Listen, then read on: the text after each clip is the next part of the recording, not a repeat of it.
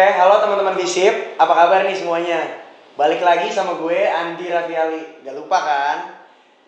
Pasti udah ketemu gue di Visip Karitok episode 1. Dan sekarang kita berada di FCT episode 2. Nah, seperti edisi FCT biasanya, hari ini tuh gue gak sendirian pastinya. Kayak yang pertama kan gue berdua kan. Nah, hari ini, di episode 2 ini, gue juga berdua nih sama narasumber yang gak kalah kece, gak kalah keren, gak kalah gokil sama yang pertama. Gue bisa pastiin kalau semua teman-teman, gue kenalin kalau semua, Mas Ahmad Suwardi. Ahmad Suwardi Rosadi. Ahmad Suwardi Rosadi. Mas, sebelumnya nih gue dengar lo dipanggilnya tuh di kantor Mas Roa. Kenapa dipanggil Mas Roa? Dalam penamaan di televisi itu pasti dimulai dari tiga huruf. 3 huruf. Gue sebenarnya panggilan gue Adi. Oke. Tapi lo tau sendiri nama Adi ada berapa puluh. Pasaran. Kebetulan nama terakhir gue Rosadi. Kalau Ros gue jadi cewek. Oh gitu. Akhirnya anak library ngasih nama gue Roa. Itu dari zaman TV7 dulu. TV7. Oh, TV7 tuh itu apa tuh? TV7 itu sebelum jadi Trans 7. Oh, sebelumnya Trans 7. Oh, sebelum transfer berarti, tapi sebelum transfer. Oh, sebelum transfer. Oke. Nah, Mas Roy ini tuh orang yang experience-nya tuh banyak banget, terutama di bidang jurnalisme. Nih, kalau perlu gue bacain. Jadi Mas Roy, sebelumnya nih Mas Roy ini lulusan dari komunikasi Unisba Bandung. Yes. Universitas Selebriti Bandung. Oh. Bohong banget ya, Universitas Islam Bandung. Islam Bandung. Boleh. Dan gue tuh anak komunikasi juga nih Mas. Oke. Cuman jujur kalau gue karena masih semester awal nih, jadi masih belum paham banget nih akan konsen seperti apa, maksudnya konsen peminatan seperti apa. Nah jujur di konten ini gue akan kulik banget sih Mas Roa nih gimana aja sih perjalanan di komunikasi dan terutama di bidang jurnalisme. Gue akan kulik banget. Mas Roa itu experience-nya itu bener gak sih sekarang itu jadi senior producer di Net TV? Yes, gue ini saat ini jadi senior producer untuk program Jatan Ras per tanggal berapa nih? Sekarang tanggal 13 Oktober. Pas banget gue dipanggil. Oh, pas banget hari ini berarti. Gokil. Jatan Ras itu yang Jatan Ras itu program buletin di Net TV. Dia mengangkat berbagai kasus atau keberhasilan kepolisian dalam pemberantasan pidana. Oke. Yang hostnya itu Jacqueline Chopper, sudah tahu Jacqueline Chopper? Oh, Bang Jack. Oke, Bang Jack yang yang serem gitu nggak sih orangnya? Ya nyentrik lah. Oke, nyentrik. Ditangkap nih gue ntar. Terus juga nih Mas Roa nih sempat juga jadi associate producer juga ya di redaksi pagi di Trans 7. Terus juga assignment editor di Trans 7 juga. Junior producer juga di Net sempet ya? Oh berarti jadi junior baru sekarang jadi senior ya? Sebenarnya itu hanya penyebutan aja, penamaan aja. Ketika di Trans 7 kita disebut associate producer karena kita pasti asisten producer itu lebih dari satu. Produsernya satu. Oh. Kemudian pindah ke Net, sekali lagi hanya penyebutan, penamaan aja bahwa lu masih junior nih, masih ada senior. Oh ya, gitu. Oh sip. Berarti lo sekarang posisi udah punya junior nih. Udah lebih tua. Udah lebih lama lah ya. Mungkin sekarang buat ke kerjaan nih Mas. Kan sekarang lagi pandemi ya Mas ya. Kerjaan Mas Roa tuh gimana? Jadi work from home atau offline sekarang? Gimana? Ini kita jelasin dulu, kita sekarang berjarak. PSBB ya. Sebelum kita PSBB ya, di sini protokol distancing. Jadi ada jarak aman antara kita ini. Ya pandemi ini banyak banget pengaruhnya. Seperti kita tahu banyak perusahaan terutama media mengurangi karyawannya. Pengennya WFH, tapi sekali lagi karena kita berkaitan dengan broadcast teknologi, bagi waktunya itu sulit ya untuk WFH. Sekali lagi di editing kita perlu online di kantor gitu. Akhirnya pinter-pinter aja, kita nggak terlalu lama di kantor mungkin itu aja sih. Oh berarti tapi masih offline berarti Iya. kerjanya ya, masih langsung ya. Masih harus datang ke kantor, kita cek editing, cek naskah segala macam. Karena balik lagi ke ada faktor dari si teknologi tadi ya. Jadi yang Satu harus teknologi, dua kekurangan orang. Oke, baik. Sekali lagi pandemi ini banyak banget mengurangi karyawan. Itu berat buat kita semua. Jadi kerasa banget gak sih? Ya, oke. Semoga semuanya cepat berlalu ya. Amin insyaallah. Tapi intinya berarti ya dari gimana kondisi kerjanya Mas bahwa seenggaknya semua bisa handle lah ya berarti lah ya. Insya Allah. Oke. Yang penting kita jaga kesehatan sih, jaga jarak. Itu utama nggak sih Mas ya kan? Bener. Kesehatan, jaga jarak, pertahankan kondisi tubuh, imun pertama, dan banyak main. Yang terakhir sih harus paling rajin tuh. Banyak mainnya tapi jangan kebanyak yang rame. Makanya gue lagi hobi gue traveling ya, gue lebih seneng ke hutan, lebih seneng ke gunung. Yang sepi gelap remang gitu. Enggak gelap remang. Bercanda. Oke deh kalau gitu nih ya. Kita langsung aja nih ngobrol-ngobrol tentang ke insight untuk teman-teman visip. Buat teman-teman visip kan, teman-teman visip pada kepo nih. Pasti pada kepo perjalanan karir Mas Roa nih yang udah tadi sempat gua share sedikit ya kan, pasti teman-teman pada kepo nih Mas. Gimana sih perjalanan Mas Roa tuh dari awal setelah kuliah atau pas kuliah tuh kepikiran untuk ambil kerja semacam ini. Jadi terus sekarang jadi senior produser sekarang. Sampai sekarang bisa di net. Oke. Jadi gue udah mulai magang-magang. Jadi jangan lupa untuk magang. Magang itu berguna untuk menambah jaringan. Gue dari sebelum lulus sudah magang di Metro TV jadi reporter. Tadinya magang tapi disuruh kerja terus. Ditambah waktunya sama produsernya waktu itu. Nggak tahu kenapa, mungkin karena gue ganteng saat itu ya. Enggak. Tapi karena gue lebih di sosbud, sekali lagi karena jaringan gue di teater, gue banyak kenal orang di sosial budaya. Akhirnya gue dibutuhkan untuk jadi reporter. Walaupun internship ya, magang dari 2001 belum lulus tuh gue. Kemudian gue ditarik TV7 tahun 2003, belum lulus juga. Sekali karena jaringan. Jadi balik lagi semua karena jaringan lah ya. Dan alhamdulillah banget jaringan Mas Roa tuh luas saat itu. Dari sosial budaya, seniman, budayawan, teater, ya, lumayan lah ngebantu gue buat dikenalin sama orang-orang broadcast. Iya. Kemudian gue masuk TV7 ini grupnya Kompas. Kemudian bergabung dengan Transkop menjadi Trans7 tahun 2007. Gue di TV7 itu mulai dari freelance sebetulnya. Gue sendiri waktu ngelamar nggak tahu apa itu namanya kontributor yang gue tahu, gue baca literasi yang ada di luar negeri itu adanya stringer ini biasanya bekerja freelance di kantor berita. Nah di Indonesia kemudian diadopsi menjadi kontributor untuk news. Jadi gue saat itu ngelamar, alhamdulillah keterima di TV7, lamarnya lewat Kompas waktu itu karena kita satu grup, menjadi kontributor berita. 6 bulan gue pelatihan. Mungkin gue paling geblek ya. Yang lain seminggu langsung tempatkan di daerah. Gue 6 bulan masih di Jakarta. Nggak tahu alasannya kenapa. Katanya gambar gue kurang bagus, katanya naskah gue kurang bagus. Jadi gue di Jakarta terus. Tapi serius selama itu teman-teman yang lain seminggu udah keluar dan Mas Roa butuh waktu 6 bulan. 6 bulan buat keluar dari pelatihan itu. Itu kayak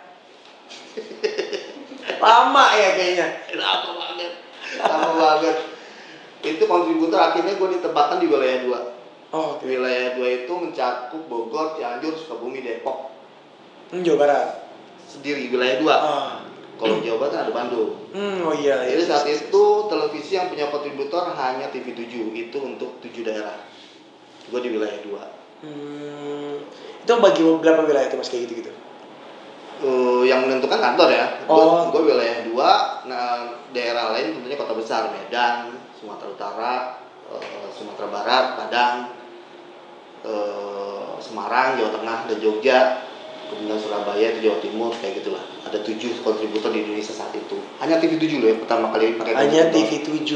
Bentar ya Mas, berarti kan tadi Mas bilang di TV7 berarti dari tahun 2001 tadi ya? 2003. 2003 TV7. Ini berarti in banget pertama di pertelevisian nih? Bekerja secara resmi. Bekerja secara resmi. Artinya kalau dihitung sampai sekarang, berapa lamanya Mas Roa kerja di pertelevisian ini terutama? Berarti udah 2003 sampai 2020. Matematika lu berapa? 17 udah 17 tahun ya sih? Ya, 17 tahun kurang lebih lah ya berarti ya. Lama banget berarti ya? Iya, nggak kerasa sih karena hobi ya. Oh, oke. Dan makanya jadi senior. Ketuaan. Ketuaan. Kemudian dari kontributor, gue diangkat jadi VJ. Video itu video jurnalis. Video jurnalis. Kalau banyak kan orang tahu yang namanya kameramen. Kameramen itu hanya menjadi operator kamera mungkin. Menjadi video jurnalis bagi news adalah lu dibayar untuk 2 orang. Satu gaji buat 2 orang, lu harus juga bisa nulis sendirian ke kemana-mana. Karena memang kontributor kerja sendiri. Kontributor itu pertama lu bayar freelance honor per berita naik. Sementara jadi VJ, lu juga kemana-mana sendiri. Kecuali ketika lu sudah ke Jakarta, lu cuma punya driver. Jadi kontributor lu naik motor sendiri, bawa kamera sendiri, bawa tripod sendiri. Berarti benar-benar apapun sendiri semua tuh? Sendiri. Wah, gokil sih. Kerasa nggak sih capeknya kalau gitu? Masih muda pak. Ya jadi masih bawa enjoy ya lah, masih enjoy banget. Saya enjoy, gue 2007 masih nolak tuh jadi VJ anjir, gajinya kecil. Oh gitu, oh karena gaji nih. Iyalah, kita kan waktu muda apa sih yang dicari selain materi ya gak sih? Jujur realistis sih, realistis. 2007 gue nolak setahun, gue nolak 3 kali dari HRD, tawaran jadi VJ. Ya udah deh, lu boleh jadi VJ di Bogor dulu kan. Gue mau deh 2008 akhirnya gue terima jadi VJ di Bogor. Namanya koresponden. Koresponden itu apa tuh? Koresponden itu sebetulnya sama aja sama kontributor, bedanya digaji. Oh gitu. Beda penamaan berarti ya? Ya, bedanya digaji dan punya petty cash buat operasional. Kalau kontributor lu dibayar per item berita yang naik. Oh, sip. Jadi gue jadi VJ, jadi koresponden, oke gue dapet petty cash.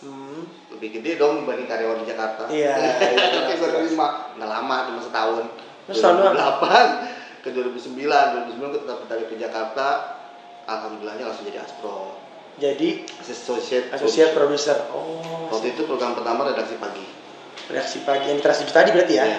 Redaksi pagi masih ada sampai sekarang. Ya sampai sekarang masih ada sih. Setiap pagi tuh. Iya, jam 6 sampai jam 7. Iya benar, prime time untuk pagi kalau nggak salah. Kemudian di situ ngebidani sempat ganti jadi inspirasi pagi, selamat pagi, balik lagi jadi redaksi pagi. Tapi sekali karena gua berkutat di lahir di dunia gathering ini mengurusi sumber daya manusia. Dari gua tadinya memegang satu wilayah di wilayah 2 Jawa Barat, gua punya kontributor kan, berarti di Cianjur, Sukabumi, akhirnya gua cuma di Bogor doang, Depok akhirnya punya juga. Berarti gue mengurusi kontributor ini juga buat koordinasi ke pusat. Iya. 2011 akhirnya gue diangkat jadi koordinator liputan Jakarta. Mas, kalau gue telik lagi berarti kalau ke belakang nih ya, dari cerita yang udah sedikit cerita yang Mas Roa cerita ini tadi, experience Mas Roa, itu berarti Mas Roa nih ambil bidang pekerjaan ini itu berdasarkan keputusan sendiri, lahir sendiri apa emang gue mau masuk ke sini, atau emang ada dorongan dari temen lah atau keluarga lah? Dorongan dari keluarga. Sekali lagi karena gue hobinya traveling, gue sebenarnya kuliah ngambil travel awalnya. Ngambil travel, cuman waktu itu kakak gue ngasih insight ke gue, ngapain lu di travel, mati nanti agensi. Ada sesuatu yang baru nanti akan muncul, yaitu televisi. Aku tertarik dunia televisi, dan sekali lagi ketika gue ngelihat jurnalis itu lu nggak diam di tempat, lu nggak ngantor, ya gue tertarik ngambil jurnalis. Berarti lu emang tipe yang anak lapangan banget berarti? Yeah. Lapangan. Gak bisa nih yang di depan meja itu komputer udah bukan lo banget gitu ya? Tipes lah. Jadi ketika jadi kolib 2011 tipes dulu seminggu, biasa di lapangan. Oh iya. Redaksi pagi begadang, gue masih bisa main siangnya kan. Gue kerjanya jam 11 sampai jam 5 pagi kan kalau di redaksi pagi. Kalau sementara kolib lu jaga bener-bener kayak kantor, berangkat jam 6, pulang jam 5 gitu. Tipes deh. Kerasa banget. Kerasa banget. Itu 2011, kemudian 2014 gue pindah ke net dengan jabatan terakhir gue junior producer di Trans 7 ke net gitu. 2015 naik jadi senior producer. Berarti baru 2015 sampai sekarang nih, Yes. senior producer di Net TV. Oh, baik. Tapi hitungannya nih Mas, berarti dari kan tadi Mas Roa sempat cerita juga soal jadi dari junior producer terus jadi senior. Itu kan tadi sebenarnya tuh emang bener karena beda penamaan aja atau emang ada jenjang yang harus dilewatin gitu sih? Dari junior atau dari asprod ke senior pastinya ada jenjang. Kenapa? Karena kalau secara perusahaan senior producer adalah section head jabatannya. Kita akan membawahi beberapa supervisor dan tentunya staff. Oh yes. Jadi Berarti harus tahu dulu cara kerjanya staff dan supervisor dong. hitungannya berarti inilah ya, berarti emang ada proses dong yang harus dilewatin sampai bisa di titik sekarang ya nggak sih? Oke, sip, baik. Cintai proses. Cintai proses.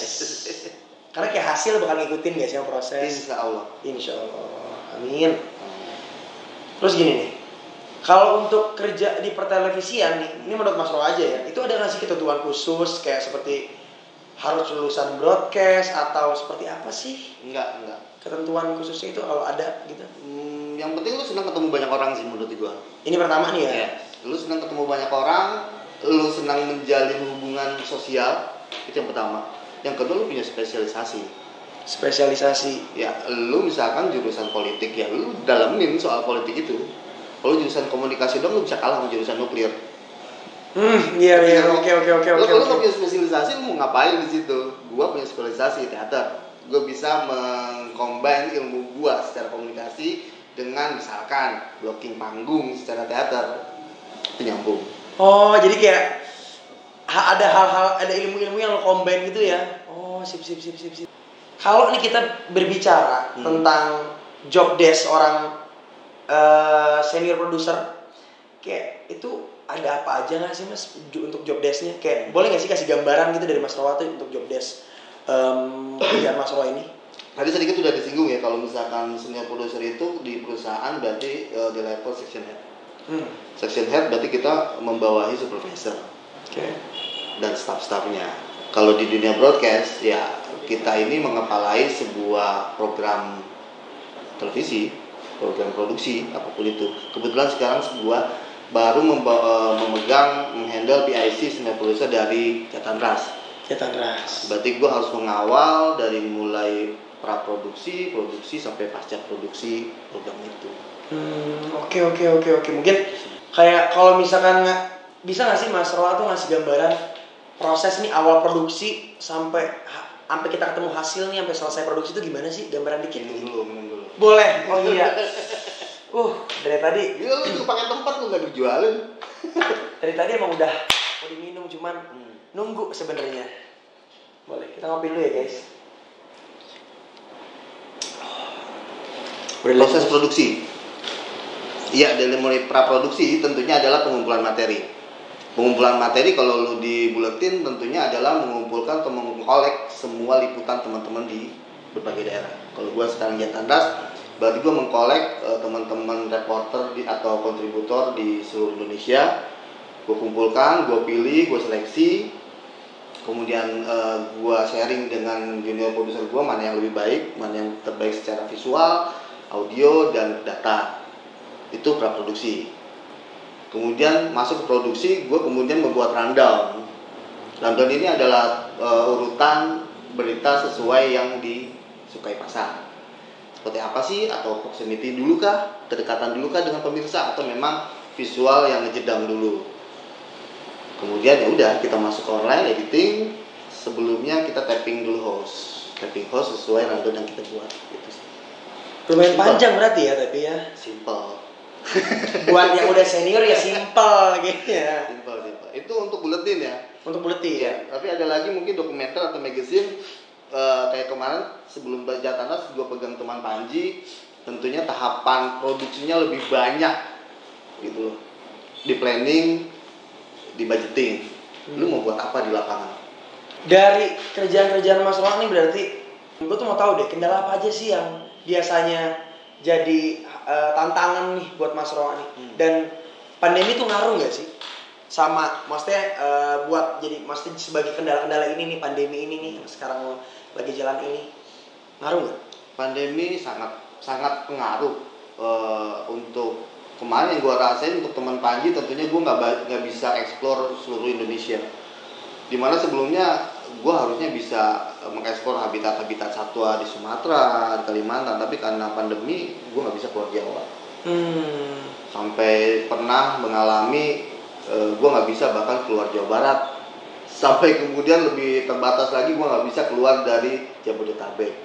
Oh, karena lockdown waktu itu nggak sih? Yes. Yang lockdown total ya? Oh, sip. Sementara kan habitat satwa, lu ngomong-ngomong apa di Jawa Barat, berapa episode lu bisa habiskan di Jawa Barat gitu loh. Karena banyak banget ya sih? Banyak banget, tapi lu nggak bisa kaya. Iya. Sementara ketika lu lari ke Papua, lari ke Kalimantan, lari ke Sumatera, lu banyak bisa lu explore di situ. Tapi kalau Jawa di situ aja, lu ketemu king cobra gitu doang. biawak gitu doang. Lu nggak bisa nemuin soal layar yang ada di Makassar, lu nggak bisa nemuin Sumatera Naja yang ada di Sumatera, nggak bisa. Berarti emang intinya ya kendala-kendala di tugas-tugas Mas Roa nih ya semacam kayak tadi lah. Ya contohnya mungkin karena pandemi ini jadi nggak bisa keluar kota, terus nggak bisa akses kemana-mana tuh jadi berat ya. Jadi maksudnya agak susah ya akses dari transportasi ya. Yes. Di Jakarta sendiri teman-teman kontributor ngerasain teman-teman reporter di mana kepolisian akhirnya nggak bisa melakukan sembarangan penangkapan, ketemu banyak orang. Ya, Oke. susah. Ini kalau boleh nih, Mas. Ini kalau boleh tahu aja ya. Honor yang pertama kali Mas Roa dapat itu berapa? 2003 berarti ketika gue jadi kontributor. Yes. Seminggu gue pernah mendapat hanya 400.000. Itu Karena kontributor dibayar per berita. Per berita. Per berita tayang, gue dibayar waktu itu masih satu berita 200.000, berita pertama, berita selanjutnya 100.000 dalam satu hari. Itu satu minggu pertama, gue cuma dapat 400.000, berarti gue cuma dapat 2 berita. Tapi satu bulan, average gue dapat 8 juta. 2003. Berarti total kita ambil average berarti tadi berapa? 8 juta. 8 juta. Oh, itu sempat jadi perseteruan tuh di Ikatan Jurnalistik Jawa Barat waktu itu di forum. Kok bisa? Kok bisa lu reporter doang atau kontributor doang dapat segitu? Lah gue kerja keras. Oh iya. Ya lu punya balasan juga kan. Dan emang bener. Yang penting kerja keras ya sih. Gue kerja keras sehari gue bisa dapat 7 item. Gokil. Dipahitin dong. Ya lu kerja sesuai gaji, sesuai dengan argo lu. Iya bener. Gue enggak kayak gitu. Asal kita kerja keras, kita niat, kita lebih dari yang lain ya. Apa salahnya kita dapat yang lebih nggak sih? Bener banget. Terus nih, ini kita udah ke umum aja berarti ya Mas ya. Kita mulai ke pertanyaan umum. Definisi sukses menurut Mas Roa itu apa? Sukses bagi gue adalah gue bisa bermanfaat bagi orang lain. Gitu aja. Simpel banget tapi lugas loh. Simpel tapi yang dalam sih. Boleh mudah-mudahan bermanfaat ya. Amin. Ini pasti bermanfaat. Terus juga nih, kalau misalkan nih teman-teman FISIP pada tertarik untuk berkarir di executive producer atau di senior producer, tips and triknya itu apa sih Mas? Dari Mas Roa apa? Ya lu dalamin lagi sekali lagi apa hobi yang lu punya. Dalamin aja dulu itu, kemudian lu lengkapin dengan ilmu-ilmu basic di broadcast pastinya. Kalau misalkan di media, kita tadi bahas media ya. Gue nggak ngebahas, gue misalkan senior producer di TV enggak. Gue ngebahas lu menjadi seorang produser, lu memproduce produk sebagai content creator. Yes. Apapun mediumnya. Jangan pernah lu berpikir lu memproduce atau memproduk sebuah audiovisual tayangan hanya untuk tayang di TV. Medium apapun akan berkembang. Dan lu bisa mengcombine, lu bisa menggabungkan berbagai ilmu yang lu punya di situ. Itu aja. Dalam sih. Ini dalam. Enak dia dalam-dalam. Jadi ditambahin Mas kayaknya. Tuh, dengar ya tadi, teman-teman pada dengar kan? Maksudnya tips and trick yang udah dikasih sama Mas Roa itu gimana?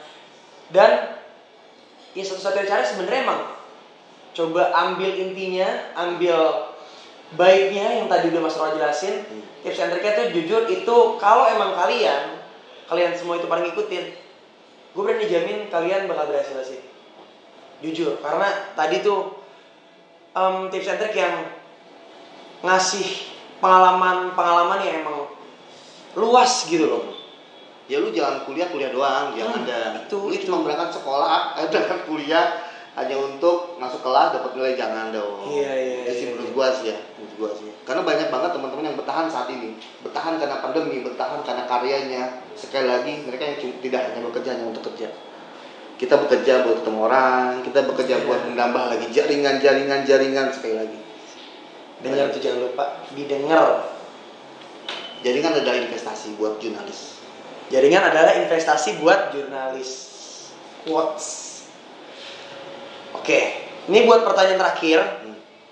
Harapan dan rencana ke depannya buat Mas Roa. Harapan maksudnya nih di pandemi ini sama rencana ke depannya tuh apa? Yang jelas kalau pandemi semoga kita cepat berakhir. Semoga kita semua bisa berkarya lebih lagi, memberi manfaat buat orang lain. Lewat apapun mediumnya, sekali lagi. Kita bisa memberikan yang terbaik dari karya kita di audiovisual. Dan gue bisa memproduksi berbagai program tidak hanya untuk televisi. Gue pengen ke depannya gue nggak cuma di televisi. Oke. Ini buat YouTube kan? Iya, buat YouTube. Semoga kita semua bisa berkarya lebih di medium apapun. Harapan dan rencana dari Mas Roa alias Ahmad Suwardi. Nah, gimana kalau kita nyeruput kopi dulu? Aduh. Kopinya soft sih anak. Gue suka yang keras dan dalam. Gue suka yang soft dan agak tipis kayaknya, nggak dalam-dalam. Smooth. Masih muda. Beda dong. Ya gue udah setengah matang. Belum matang nih. Aduh, sip. Nah, terakhir banget nih Mas, sebelum kita tutup, mau denger dong closing statement dari Mas Roa atau Mas Ahmad Suwardi ini. Kira-kira ada yang mau Mas sampein gak sih ke teman-teman FISIP nih mengenai karir terkhusus di bidang yang sekarang Mas tekunin, yaitu jurnalistik? Ya, kita mengulas sedikit tadi yang kita sudah obrolin ya. Yes. Jangan cuma kuliah sebatas kuliah. Cari spesialisasi lu. Cari keindahan yang bisa lu gali dari hobi lu. Jadi lu nanti akan kerja dengan fun, dengan senang-senang, nggak tertekan. Seberat apapun kondisi, seberat apapun mungkin nanti pandemi akan kita lalui. Karena pandemi bukan saat ini aja. Gue pernah ngalamin pandemi ketika gue harus liputan di kampung kusta. Gue nggak sadar saat itu bahwa itu berbahaya buat gue. Tapi gue fun, gue nikmatin dan gue jaga kondisi gue. Itu yang membuat kita lebih kuat. Fun. Seru ya. Apa-apa tuh bau seru berarti. Yes. Enggak, tapi closing statement ini ngasih ini banget, maksudnya kayak berarti intinya tuh kayak kita kalau mau ngelakuin sesuatu, kalau mau ngejar sesuatu, mau achieve sesuatu, kita tuh harus pastiin kita tuh harus seneng di bidang itu berarti ya. Seneng dulu. Kita harus punya happiness di situ, maksudnya kita asal kita happy ngejalaninnya, kita akan enak aja gitu ke depannya tuh bakal lancar aja. Kalau kata anak digital tuh passion. Anjir. Banget tuh gue paling bos dah. Kayak ngikutin passion kita kan gitu. Passion. Kalau lo mau ngapa-ngapain, lo harus tahu nih passion lo tuh apa. Kalau kata anak digital. Ini komentar closing statement Mas Roa dari gue. Kalau lo mau ngajar sesuatu, lo harus tahu passion lo apa. Oke nih. Oh iya nih. Sebelum gua tutup nih sesi Karir Talk, FISIP Karir Talk di hari ini. Sebelumnya sebelum banget kita say goodbye, dari Net TV nih kita akan ada giveaway buat kalian teman-teman FISIP. Syaratnya itu apa sih? Gampang banget. Yaitu kalian tinggal upload story di Instagram kalian masing-masing keseruan nonton FCT sama Mas Roa ini. Oke? Dan jangan lupa follow dan tag IG @net_goodpeople. Oke? Nanti ada ya di bawah ya, oke? Nih di bawah ini ya. Di follow terus di tag.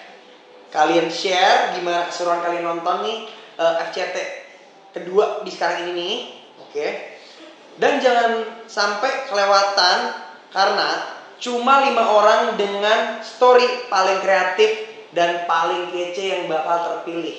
Ingat, cuma 5 orang. Maka dari itu, buat lo semua yang nonton, buat story yang kreatif. Ini saran dari gue, yang kreatif mungkin, sekece mungkin, sekeren mungkin, biar lo bisa dapet giveaway. Terutama buat anak-anak yang pecinta giveaway. Pemburu giveaway. Kan banyak nih yang nungguin giveaway HP, nungguin giveaway bla bla bla ya. Baca caption kagak, ngikutin Nah kagak. itu dia giveaway mulu. Nih buat lo semua nih, buat giveaway nih gue kasih giveaway. Dari net dikasih giveaway. Makanya jangan lupa, oke? Sekali lagi jangan lupa. Oke nih, dan juga buat hari ini thanks to my coffee.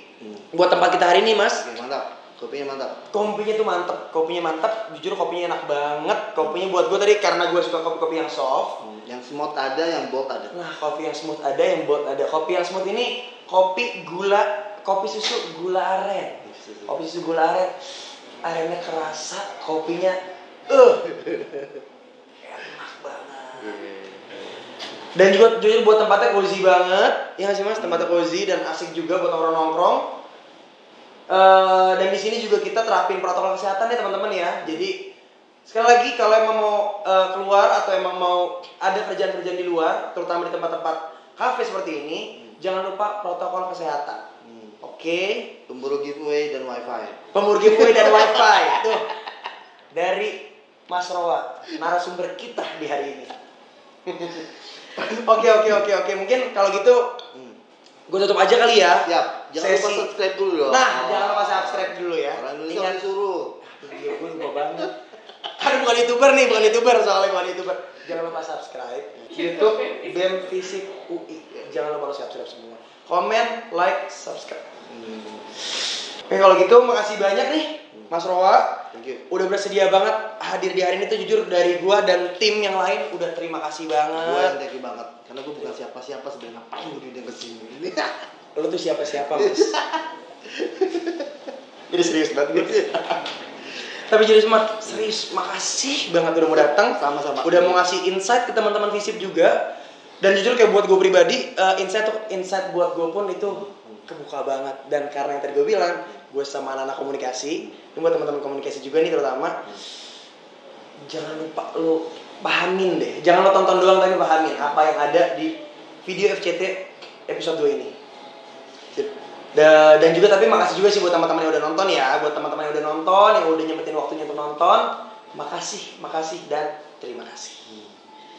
Sekian aja buat teman-teman Visip di episode 2 FCT kali ini. Semoga menginspirasi kalian. Semoga kalian bisa explore apa-apa aja, oke? Dan juga gue ingetin, stay tune untuk FCT episode selanjutnya. Nggak akan kalah keren. Narasumber pasti keren kalau di FCT, oke? Dadah.